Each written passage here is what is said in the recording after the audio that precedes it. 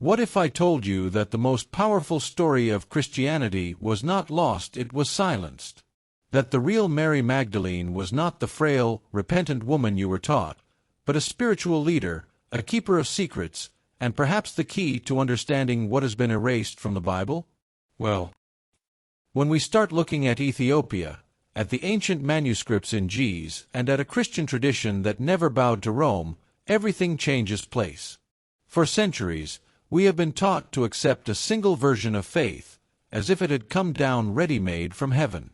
But early Christianity was diverse, vibrant, full of voices, and some of them were female. Maria Magdalene appears in this scenario not as a supporting character, but as the protagonist. The question that remains is simple and uncomfortable: why didn't this version reach you? While the West closed the canon, removed books, and labeled texts as dangerous, the African tradition preserved something different. The Ethiopian Bible, with its 81 books, contains echoes of an older, deeper, and less controlled Christianity.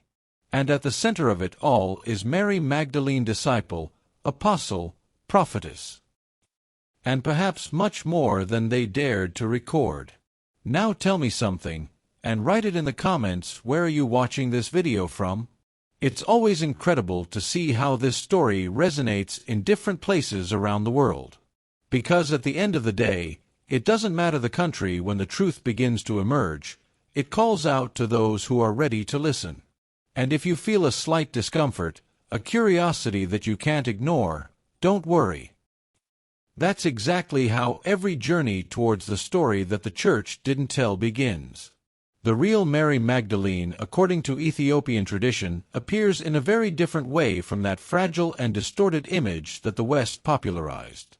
In accounts preserved by the Ethiopian Orthodox Church, she does not appear as a repentant sinner, but as a leading woman in Christianity, deeply respected for her spiritual wisdom. Here, the real Mary Magdalene is seen as an equal disciple of Jesus, someone who understood Jesus' secret teachings with clarity and authority. Within ancient African Christianity, especially in the African Christian tradition linked to Aksum, Mary Magdalene is remembered as Mary Magdalene Apostle, a solid and inspiring spiritual reference. The manuscripts in Gs, a sacred language preserved for centuries, reinforce this vision by presenting a firm woman, aware of her role and deeply connected to the Gnostic Jesus, the one who taught beyond public parables. It is no exaggeration to say that this hidden Mary Magdalene story defies everything we learn in the pews of Western churches. When you compare this narrative with hidden biblical texts and the apocryphal Gospels, you notice a curious pattern. Mary Magdalene Ethiopia is not marginalized, much less reduced to a moral error. On the contrary, she is described as Mary Magdalene's spiritual leadership, someone who transmitted knowledge and guided entire communities. This explains why so many books removed from the Bible make a point of highlighting his presence and voice. Perhaps the most provocative point is the realization that this tradition never needed to correct Mary Magdalene. For the Ethiopian Orthodox Church, she has always been what she was from the beginning: Mary Magdalene, disciple of Jesus, bearer of a spiritual legacy that passed through generations without needing Rome's approval. And when we understand this, it becomes impossible not to ask what else has been preserved away from the gaze of power. The idea that Mary Magdalene was not a prostitute seems shocking to many people, but when we go back to the oldest sources, this accusation simply does not exist. In early Christian texts and Ethiopian tradition, there is no direct association between the real Mary Magdalene and sexual sin. This image appears much later, built little by little, almost as if someone was creating a convenient narrative to silence a woman leader in Christianity. The Church of Rome, when consolidating political and religious power, needed to organize the discourse. And there is nothing more effective than transforming an apostle Mary Magdalene into a symbol of guilt and repentance. In doing so, the focus stops being his occult teachings and his closeness to the Gnostic Jesus, and becomes convenient moralization. Thus, the hidden Mary Magdalene story begins to be replaced by an easy-to-control caricature. When you carefully read the apocryphal Gospels and compare them with hidden biblical texts, you realize that this moral fall was never there. It was a later construction, repeated so many times that it became popular truth. It's the kind of story that spreads because it serves a purpose to remove the female figure from the center of spiritual leadership and reinforce an exclusively male model of religious authority.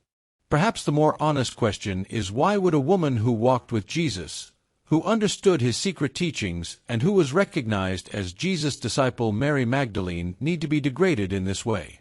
The answer begins to emerge when we understand how forbidden stories of Christianity were shaped to protect power structures and not necessarily spiritual truth.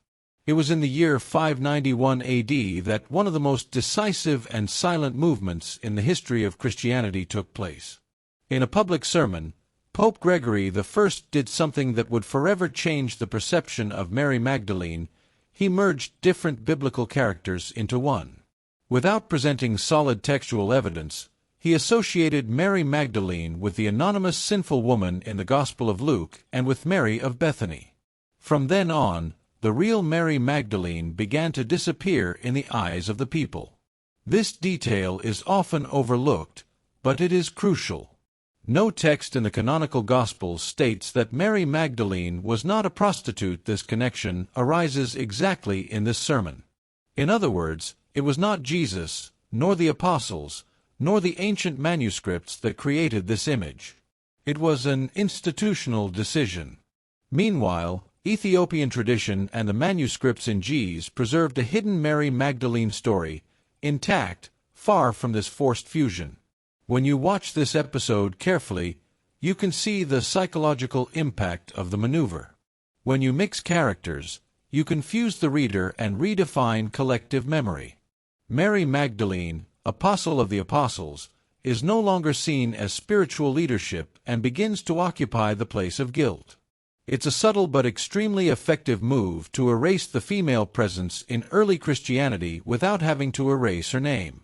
And here comes a simple, almost practical exercise. Try rereading the Gospels by separating the characters, without the late interpretations. Read Luke 7, then John 11 and 12, and only then the texts that mention Mary Magdalene.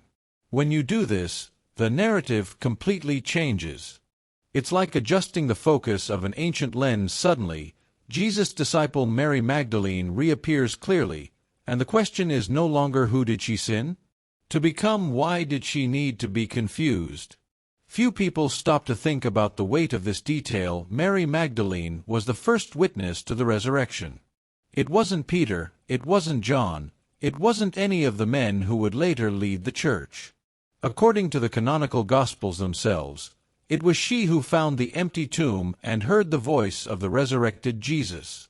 This, in itself, dismantles the narrative of a secondary or irrelevant Mary Magdalene. In the context of early Christianity, this fact is gigantic. At that time, a woman's testimony was not even accepted in court. And yet, the texts record that Jesus chose exactly Mary Magdalene, Jesus' disciple, to announce the central event of the Christian faith. This is not a coincidence, it is a message. The real Mary Magdalene appears here as a bridge between the spiritual world and the community, someone worthy of receiving and transmitting revelation. Ethiopian tradition preserves this episode with even more reverence. In hidden biblical texts and commentaries linked to the Ethiopian biblical canon, the resurrection is not just a physical event, but an experience of consciousness. And Mary Magdalene, deeply connected to the secret teachings of Jesus, is seen as having the spiritual maturity to understand this moment beyond the literal. If you want to experience this in practice, try rereading the resurrection accounts with Mary Magdalene at the center of the scene, rather than as a footnote. Observe actions, speech, voice recognition. It's almost like hearing an old story being told again, but this time without the filter that the Church has imposed. And the more you look, the more it becomes clear that the erased Mary Magdalene story begins exactly when her spiritual authority becomes impossible to ignore. The title Apostle of the Apostles did not arise by chance. It arises from the recognition that Mary Magdalene was sent by Jesus himself to announce the resurrection to the other disciples. In simple terms, it was sent to those sent. In early Christianity, this carries enormous weight because it defines spiritual authority, mission, and responsibility. The true Mary Magdalene not only testifies, she teaches, guides, and confirms the central message of the faith. In the apocryphal Gospels, especially in the Gospel of Mary Magdalene, this leadership becomes even clearer. Peter questions her authority, Andrew distrusts her teachings, and yet she remains firm, transmitting what she received directly from the Gnostic Jesus. This tension reveals something profound. The conflict was not just theological, it was also about who could lead. And a woman leader in Christianity bothered more than is usually admitted. Ethiopian tradition has never had difficulty with this. In the texts preserved by the Ethiopian Orthodox Church, Mary Magdalene Apostle appears as a mature spiritual reference, someone who understood the secret teachings of Jesus beyond the surface. This Mary Magdalene spiritual leadership did not need to compete for space. She simply occupied her natural place within the community, something common in ancient African Christianity. An interesting exercise here is to observe how the word apostle has been narrowed over time. Originally, it just meant messenger. Today, it has become an almost exclusive title.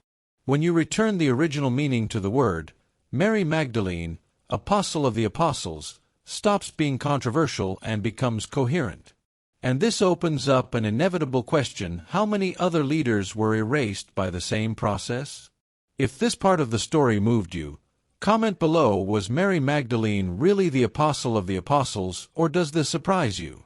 And take the opportunity to enjoy the video, because the more people react, the more this forgotten story comes back to the surface. When we look at the first centuries of early Christianity, it becomes clear that the female presence was much stronger than it usually appears in history books. Women led communities, taught, prophesied, and spiritually supported the groups. The real Mary Magdalene was no exception. She was a reference. The problem is that, as the church became institutionalized, this leadership began to disturb increasingly rigid power structures. The erasure did not happen all at once. It was gradual and strategic. First, they questioned women's spiritual authority. Then they minimized their roles. Ultimately, they rewrote the collective memory. Thus, figures such as Mary Magdalene, apostle, forgotten prophetess, and leading woman in Christianity were being pushed to the margins. It is no coincidence that many hidden biblical texts that highlighted these women were labeled as dangerous or heretical. In the Ethiopian tradition and in ancient African Christianity, this process did not have the same force.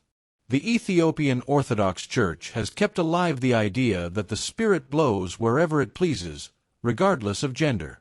Therefore, Mary Magdalene's spiritual leadership continues to be remembered as a model, not as a threat. This cultural difference explains why the erased history of Mary Magdalene survived more strongly outside the European axis. If you want to apply this to your own spiritual reading, start by observing who speaks and who is silenced in the texts you consume. Ask yourself whose voice was left out. This simple habit completely changes the way you see the Bible and the history of faith. And, little by little, you realize that the silence imposed on women was not divine will, but a human decision. When talking about the Bible, many people imagine a single and immutable book. But the historical reality is quite different.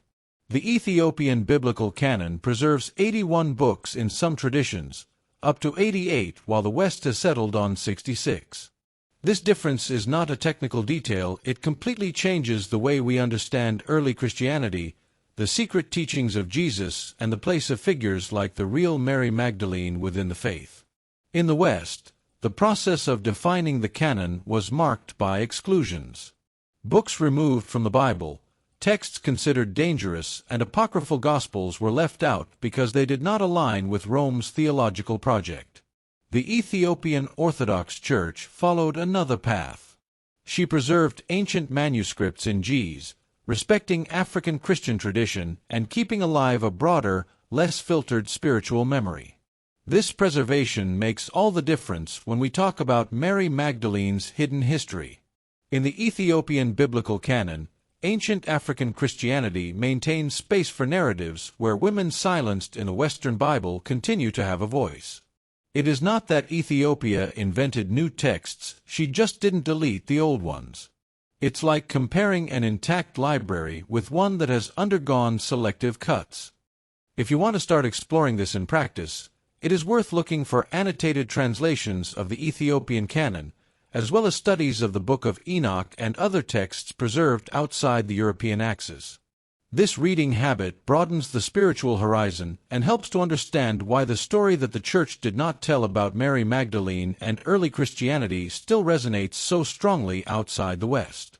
The Gospel of Mary Magdalene is one of those texts that seem to whisper uncomfortable truths to those who have only known official Christianity. In it, the real Mary Magdalene appears as someone who received secret teachings from Jesus, teachings that went beyond what was said in public.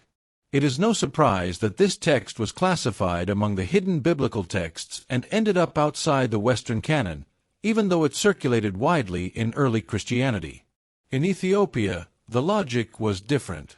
The African Christian tradition has always valued oral transmission, spiritual wisdom, and the continuity of ancient manuscripts. Therefore, ideas present in the Gospel of Mary Magdalene never sounded threatening. On the contrary, they reinforced the image of Mary Magdalene, apostle, spiritual teacher, and profound interpreter of the Gnostic Jesus, the one who spoke to conscience, not just to rules. When you read this gospel calmly, you realize that the central conflict is not doctrinal, but one of authority. Peter questions why Jesus would have revealed certain mysteries to a woman. Mary responds with serenity, without imposing herself through force, but through spiritual clarity. This detail says a lot about why women silenced in the Bible ended up being erased not for lack of content, but for too much light. A practical path for those who want to delve deeper into this topic is to look for annotated translations of the Gospel of Mary and comparative studies with other apocryphal Gospels. Reading these texts as a complement, and not as a threat to faith, completely changes the spiritual experience.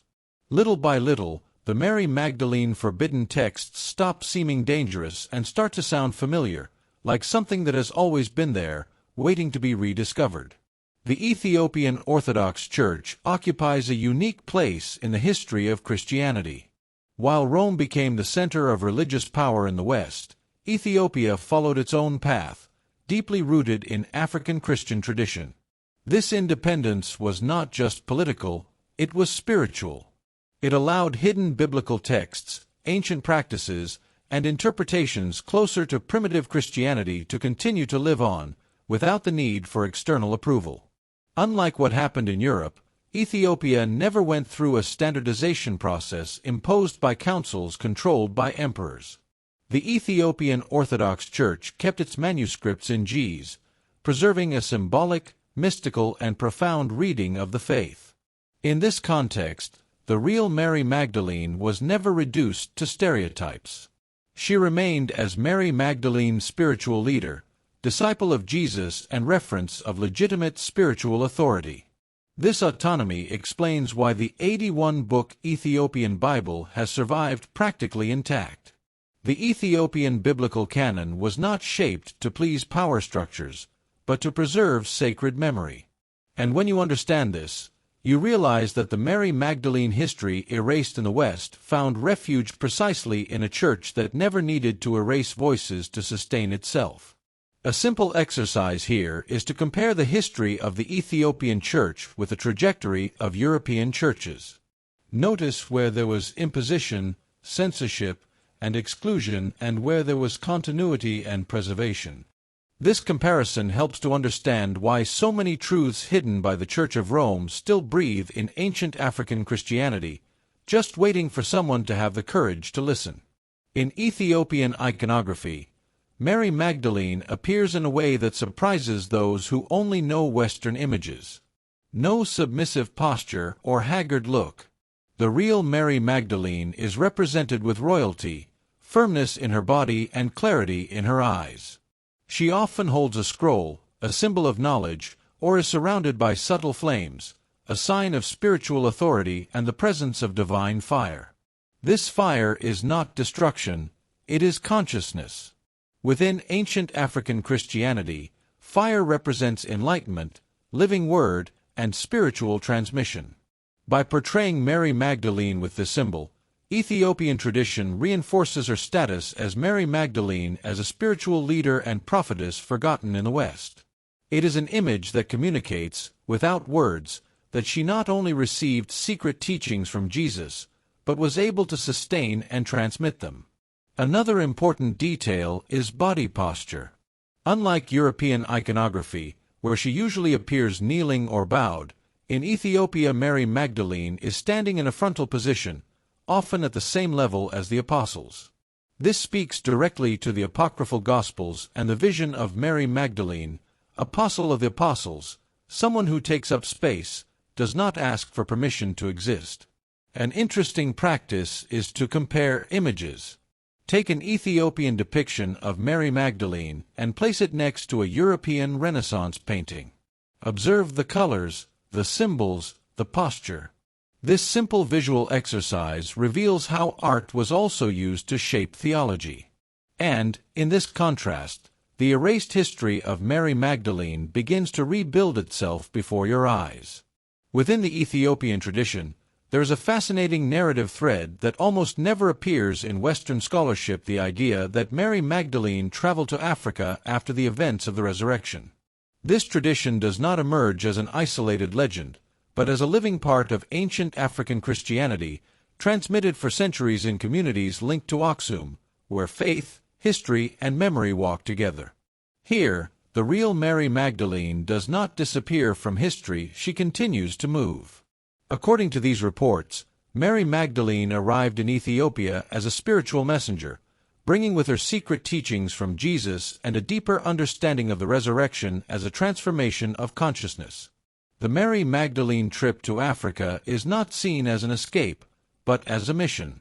She does not abandon nascent Christianity, it expands it beyond the borders of the Roman Empire, far from the power struggles that were already beginning to emerge. This narrative gains even more strength when connected to G's manuscripts and Ethiopian oral tradition. For the Ethiopian Orthodox Church, the presence of Mary Magdalene in the African tradition explains why certain elements of early Christianity, especially the valorization of women and the mystical character of the faith, have remained so alive.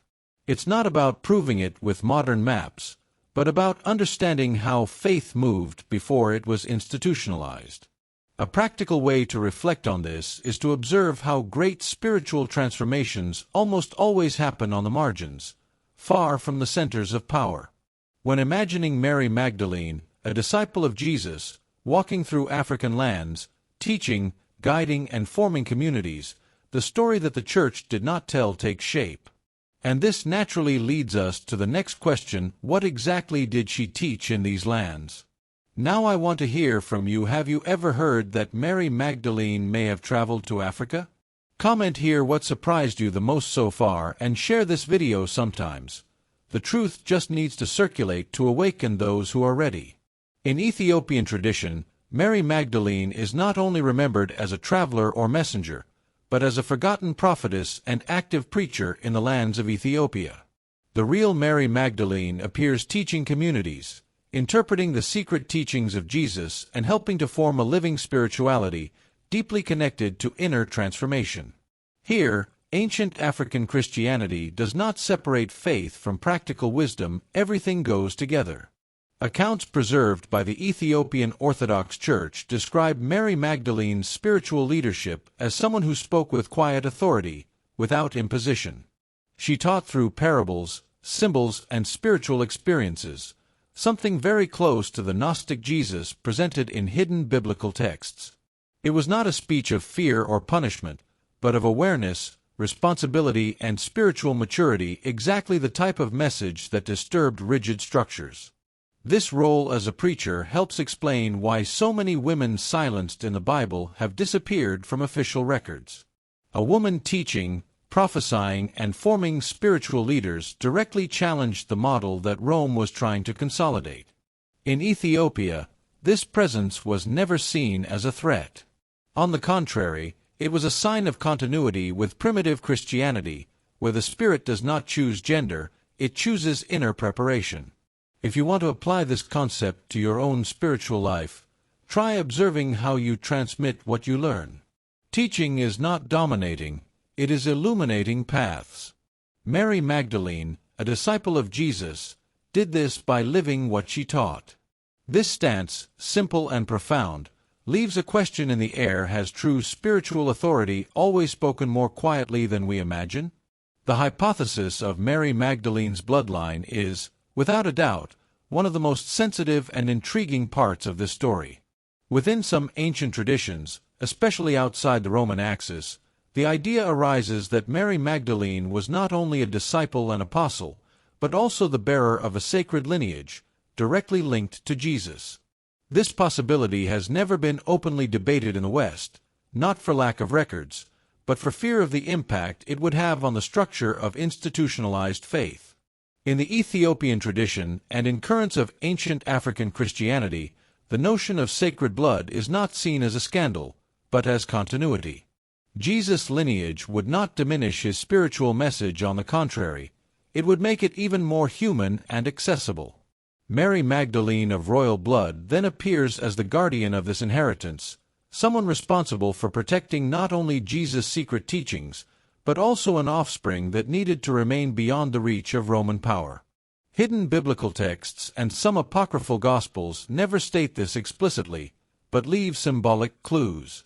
Terms such as spiritual union, knowledge transmitted in secret, and absolute trust point to a deeper bond between the Gnostic Jesus and the true Mary Magdalene. It is not about proving biologically, but about understanding how certain truths were pushed into the field of the unspeakable. A practical way to reflect on this hypothesis is to observe how the Church has historically dealt with the body, the feminine, and sexuality. Anything that got out of control was treated as a threat.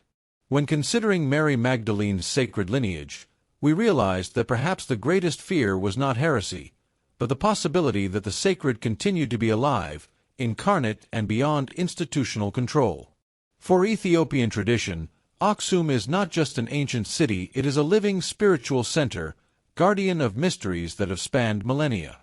It is there that the Ethiopian Ark of the Covenant would have been preserved, protected by guardians of the Ark linked to the Ethiopian Orthodox Church. Within this context, the connection between the real Mary Magdalene and Aksum emerges not as an isolated legend, but as part of a coherent spiritual narrative, where people, sacred objects, and knowledge walk together. In the view of ancient African Christianity, the Ark represents not just a physical artifact, but the living presence of the covenant, of divine consciousness in contact with humanity. When some traditions associate Mary Magdalene and the Ark of the Covenant, they do so symbolically. She was also the bearer of the living Word, the secret teachings of Jesus, and spiritual continuity that could not fall into the hands of Roman power.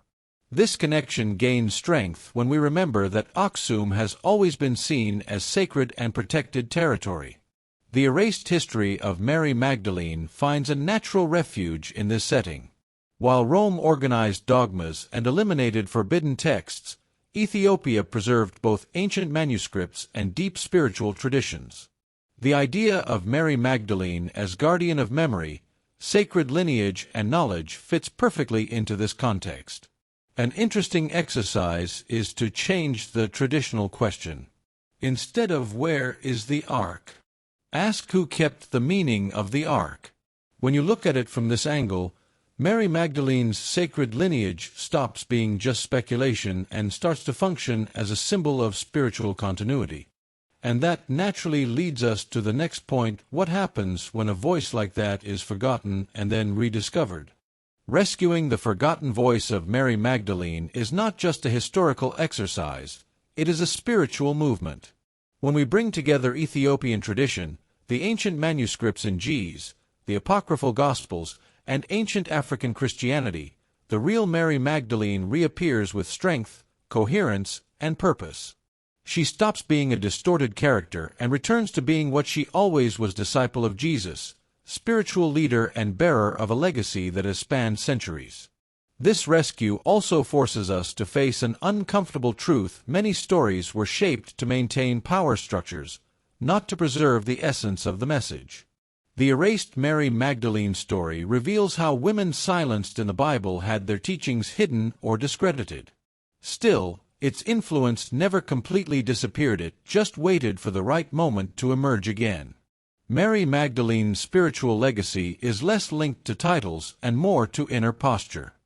It represents spiritual courage, fidelity to the truth, and willingness to walk even when the path leads away from the centers of power.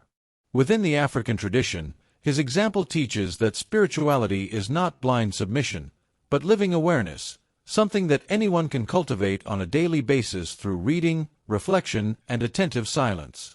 Perhaps the most transformative point is realizing that this legacy does not belong to the past. It remains active whenever someone questions, searches, studies, and allows themselves to see beyond the official narrative. Mary Magdalene's spiritual legacy does not ask for immediate acceptance, only openness. And this openness is what keeps the story that the Church hasn't told alive. If this journey made sense to you, write in the comments: the truth needs to be remembered. Subscribe to the channel and share this content. The more people wake up, the harder it becomes to erase the story again. After going through this journey, an inevitable question remains: what changes in your faith when you realize that the story may have been edited? Knowing the real Mary Magdalene is not about replacing one belief with another, but about expanding awareness, learning to question, and taking responsibility for one's own spiritual path. The more you search, the more you realize that faith and critical thinking are not opposites, they are allies. Maybe today is the day to change the way you read the Bible, how you listen to ready-made speeches, and how you position yourself in relation to spirituality. How about starting by choosing a text outside the traditional canon, researching the 81 books of the Ethiopian Bible, or revisiting the Gospels with a new perspective? Small decisions like this transform the way you connect with the sacred. If this content opens something inside you, don't let it cool down. Subscribe to the channel, turn on notifications, and keep following. Here, the proposal is not to deliver closed answers, but to walk together in the search for the truth that was forgotten and that is now beginning to be remembered.